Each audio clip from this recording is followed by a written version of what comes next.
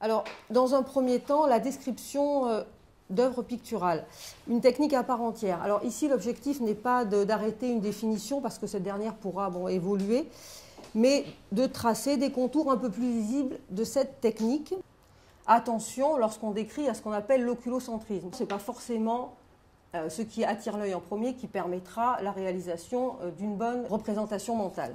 L'art contemporain et la déficience visuelle, c'est un petit peu le choc culturel, deux langages très différents qui se rencontrent, le langage de la représentation mentale et le langage, comme on l'a vu, du concept, de l'abstrait. Donc un peu un choc culturel, d'où la nécessité d'une collaboration étroite. Chacun des partenaires ne travaille pas chacun de leur côté, mais vraiment ensemble. Donc l'idée, c'était de fournir une exposition accessible, en tout cas, au maximum de personnes déficientes visuelles. Donc les cadavres sont exquis, c'est une exposition où il y a autant d'œuvres que d'artistes. Un artiste répond à un autre artiste et ainsi de suite, et ça constitue une histoire. Donc cette histoire alterne texte, image, et l'un répond à l'autre. Donc l'idée, c'était que le visiteur puisse appréhender cette histoire-là. Quand on découvre une image, en tant que voyant, il y a une ambiance générale qui se dégage, qui est imperceptible, qui est en un coup d'œil, en un clin d'œil. Et comment essayer de transmettre cette idée générale qui n'est pas liée forcément aux mots, et cette espèce de part indicible. Julie va s'occuper de la dimension artistique et nous davantage de la représentation mentale. Et c'est de faire cohabiter ces deux métiers pour en fait que le rendu soit optimal.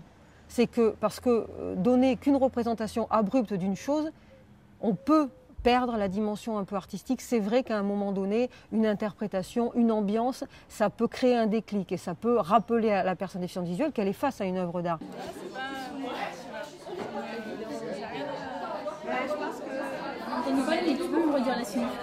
Aujourd'hui, la journée, elle est dédiée à la description donc d'une œuvre, comment on construit une description et sur quel support, et également au dessin en relief. Et le support principal, c'est une exposition de peinture, donc on est aussi sur un support en 2 dimensions, ce qui est un peu différent des autres journées.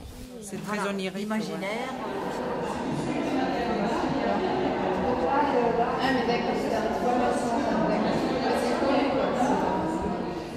Tout ce qui vous manque, justement, on va en parler.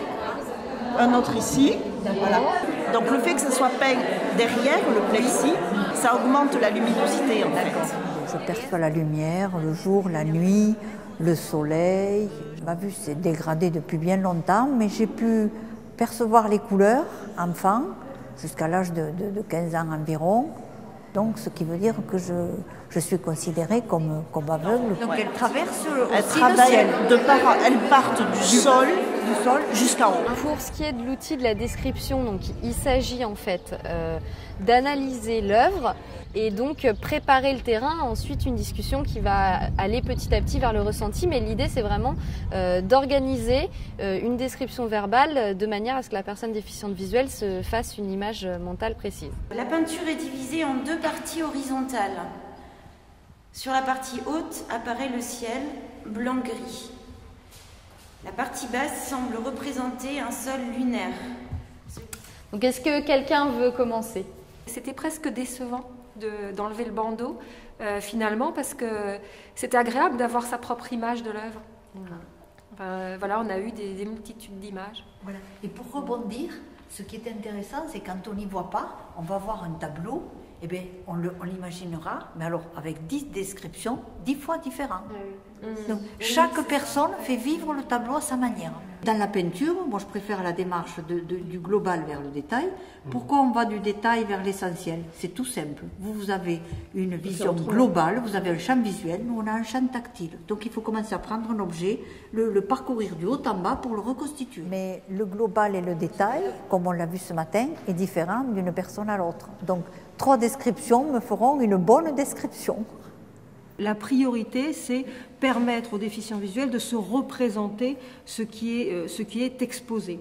Alors, la question de l'interprétation, l'historique de l'œuvre, les intentions de l'artiste, c'est pas la première des questions. C'est comment je vais pouvoir décrire cette œuvre, comment cette description va-t-elle pouvoir permettre à un déficient visuel de se représenter. Pour le dessin en relief, c'est un peu le même fonctionnement, même si du coup les éléments qu'on va garder ne sont pas forcément les mêmes que dans une description verbale, mais l'idée c'est vraiment de séparer l'œuvre en plusieurs plans, de gommer certains détails qui vont plutôt brouiller la compréhension de l'œuvre, ou au contraire de mettre en évidence d'autres détails qui vont être vraiment pertinents pour comprendre l'œuvre. Je t'en mets une devant toi, Lucie aussi.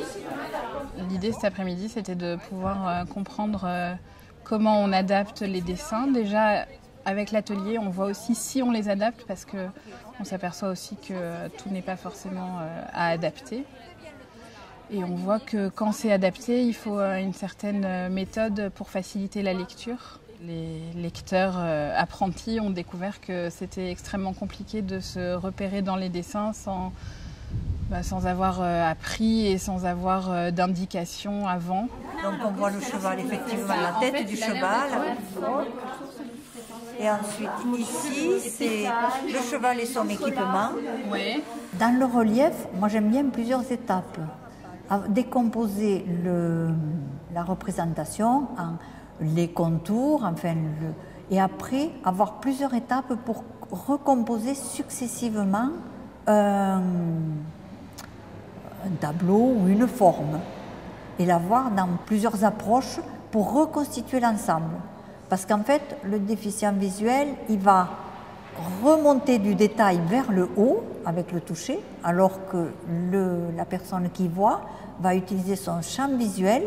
Le dessin en relief, c'est un outil qui peut être utile pour repérer des choses, pour donner des informations, mais pas tout seul, qui nécessite un accompagnement, une médiation, qui peut assez peu souvent être utilisé en autonomie par des gens qui viennent découvrir un musée ou des œuvres d'art. Ce que je retiens, c'est qu'effectivement, même si on balise un peu le terrain en donnant des règles pour construire des outils et de la méthode, il y a quand même toujours cette question de la subjectivité de la personne déficiente visuelle qu'on a en face.